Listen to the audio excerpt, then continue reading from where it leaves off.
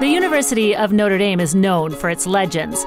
Joe Piane is among them. For more than 40 years, Piane propelled the Irish track and field and cross-country programs, finishing his career as the second longest tenured coach in the history of the famed athletics department. Piane graduated from Loras College, where he was a captain of the Duhawks undefeated cross-country team as a senior. It didn't take long for Piane to find his way to South Bend. In 1974, he was hired by fellow Hall of Fame Notre Dame coach Alex Wilson to assist.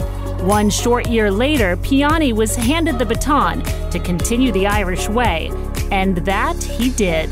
From 1975 until his retirement in 2014, Piane's men and women dominated the conference ranks and were a fixture on the national stage. His squads won a staggering 54 league titles, combining eras in what is now known as the Horizon League and the Big East. He coached athletes to 166 Big East individual and relay titles and to 189 All-America honors. A two-time National Cross-Country Coach of the Year, Piane's teams accounted for 14 top 10 national finishes on the course. His 2002 women's team and his 2005 men's team both earned third-place podium finishes at national championships. On the international stage, Piane led the U.S. national team at the Pan American Junior Championships and served as the Midwest Regional Chairman for the U.S. Olympic Development in Track and Field, among others. The Irish eyes have always been smiling on Joe Piane. Now they'll be doing so as a member of the USTFCCCA Coaches Hall of Fame. His name is Joe Piane, class of 2019.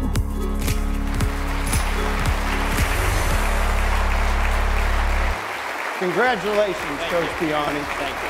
There we go. I appreciate it. Yes, indeed.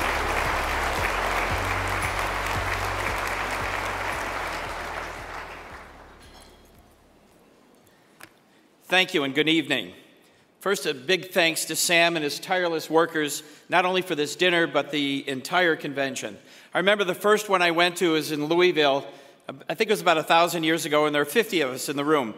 Today, I think there's 1,800 college coaches that have signed up for this convention, and over 2,000 people here tonight. Congratulations to my fellow inductees for their many years of service and dedication to the sport that we all know and love. Coaches, I don't know if you realize how fortunate you are to be coaching track and field, but you will when you retire. You work with young people, and you're working in arguably the oldest sport in the world. If there was a bell curve of job satisfaction, I think the coaches would be on the far right side of that bell curve. Coaches may not all get wealthy, but as they say, what you do receive is truly priceless. I was thinking initially about people I need to thank, and I decided I don't need to thank anyone. There's a lot of people I want to thank. For those people that have influenced my life and my career, because if it wasn't for them, I wouldn't be here today. The first person I'd like to thank is not here tonight. It's my wife, Mimi. She died tragically 3.5 years ago. She was my rock. She always kept me grounded. A quick, very quick story about Mimi. Her last name, maiden name, was Kostakis, very Greek. She grew up in Kalamazoo, Michigan, which is the home of Western Michigan University. At that time, the head track coach was George Dales. Many of you know George. I should also tell you that George's real name is not George Dales. It was Yorgo Dele Yorgo. If he was Greek, just like Mimi. The two families were exceptionally close. They did everything together. They did weekends together. They did holidays together, barbecues together. In fact, my wife was godmother for one of George's daughters. My future mother-in-law told my wife as she was growing up, "I'll never interfere with who you marry. But you see poor Tina Dales raising those 4 kids all by herself? Don't you ever marry a track coach." I'd like to thank my son Nick, who unfortunately could not be here tonight, but I want to thank him for understanding the many nights and weekends that I was away. A third person I need to recognize is Jim Sackett, class of, I think, 2007. He was a Hall of Famer. I met him when I was doing graduate work at Western Illinois University. He allowed me to be a volunteer for 1 year, and then I was a graduate assistant for a second. Jim gave me my start in collegiate coaching. If you work for 40 years, you're going to have lots of coaches, but there are 3 people that stand out as the most significant. The first is Tim Conley. Tim's now at Carnegie Mellon. The second is Scott Windsor. Scott is now at Michigan State. And the third is John Miller. John is happily retired. Those 3 fellows and myself, we were together for nearly 20 years straight, which is unprecedented in terms of coaching. Any success that we had, each of them played a major role. There's a few other coaches I'd like to thank that are here, some that are here tonight. Jim Hurt from St. John's University, Peter Farrell from Princeton University, and of course, my dear friend Mike Mulqueen. And then there's 2 other fellas that are in the Italian Mafia with me, Frank Gagliano and Vincenzo Vinny Lanana. I'd also like to thank our team physician, Dr. Steve Simons, who did his best to keep our kids healthy. He's a terrific doctor, but an even better friend. Tonight, there are many friends here from the Notre Dame and South Bend community, and I want to thank them. Also, the present staff at Notre Dame, I want to thank them for all they've done for me. Actually, to be honest with you, every once in a while, they let me go to lunch with them, and they let me tell stories. And they actually look like they're interested in those stories that I have to tell. But if you work for 40 years, you're going to work with hundreds, if not thousands, of student athletes. But let's be honest, there's always one that stands out as the most significant. And for me, it's Dr. Chuck Aragon. Chuck came to us from a little place called Las Lunas, New Mexico in 1977. To be honest, his first 3 years were okay, but boy did he blossom as a senior. He went on to be a many-time All-American, then off to medical school.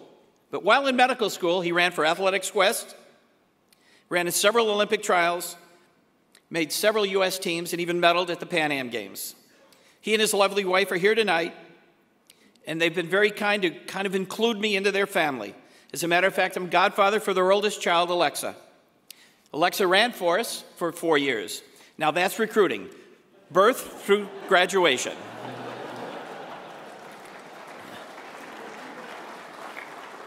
I've often said that if Chuck hadn't run well in 1981, I'd probably be selling aluminum siding today. But Chuck taught us one thing: it's possible. If you work hard, have a goal, and do everything that it takes, it's possible to attain it. Fortunately for me, today there's another special lady in my life, and she's here today. Her name is Nancy Clace.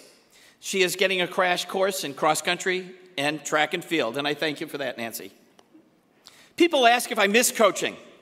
Well, of course I miss the relationships with young men and women, but the 2 things I miss the most are practice and competition. Practice, I love practice. Probably love that even more than meets. When you ask an individual or group of individuals to do something, they do it and do it well. That's artistry. It's beautiful. After they've done that great workout, you go up to them and you can see it in their eyes. They know that they've just become a better athlete. They've become one step closer to that goal, whatever that goal is for them, but it is artistry. And of course, I miss competition. I miss competition. They were always fun. Win or lose, they were fun. It's just a heck of a lot more fun to win. There's a lot of things about coaching that I don't miss, and I'll leave that to your imagination. So what did I learn? I learned that if I left my coaches to do their job, we would succeed. I don't believe I ever micromanaged. I don't think I ever told a coach that you must do this particular workout today or you must run this individual into competition. It was their job, and they did it well. I found that if I left my coaches alone, they would be the best coach they could be. They'd work even harder, and they'd have ownership in the program. I found that finding the best in others, I found the best in me, and we all succeeded. My coaches were truly the head coach of their individual events. It worked for us. I hope that I gave my coaches a template for coaching success. I hope that I gave my student athletes an example of honesty, integrity, the desire to work hard to succeed, and as Chuck taught us, it's possible. This applied not only to their track life, but their entire life beyond track and field. 40 years at one university is quite a while. It reminds me of the story of a snail. We all know how fast snails are, and the snail had to walk across the road. When he got to the other side, his friend said, "How was it? What was it like?" The snail said, "I don't know. It went so fast." That's the way 40 years was. Coaches embrace the victories, but learn from the losses. Coaching may be the best job in the world. It's a heck of a lot better than working. Remember, if you work for a few years, coach for a few years, 10 years, 20 years, 30 years, even 40 plus years, it's like the snail because it goes so fast. Enjoy your career, hopefully as much as I did mine. If you make people that you work with better, they'll make you better. Thank you, and go Irish!